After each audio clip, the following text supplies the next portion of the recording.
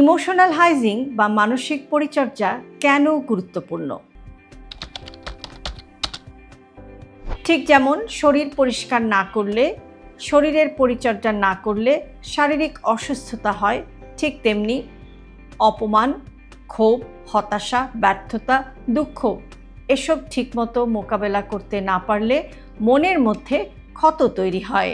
এই ক্ষত বাইরে থেকে দেখা যায় না, কিন্তু এর প্রভাব পড়ে আত্মবিশ্বাস, সিদ্ধান্ত নেওয়ার ক্ষমতা, ঘুম, খাওয়া দাওয়া এবং সম্পর্কের ওপর। মানসিক স্বাস্থ্যের যত্ন না নিলে তা ধীরে ধীরে দুর্বল হতে থাকে। কিভাবে ইমোশনাল হাইজিন বজায় রাখবেন? নিজের অনুভূতিগুলোকে অস্বীকার করবেন না। আমি কষ্ট পাচ্ছি, আমি একা ফিল করছি, এই অনুভূতিগুলো স্বীকার করুন। এগুলো যদি আপনি স্বীকার না করেন তাহলে এগুলো ক্রমশ আপনার মনের মধ্যে জমা হতে থাকে এবং ধীরে ধীরে ভারী হতে থাকে। নিজের সঙ্গে নিজে কথা বলুন, তবে নেতিবাচকভাবে নয়।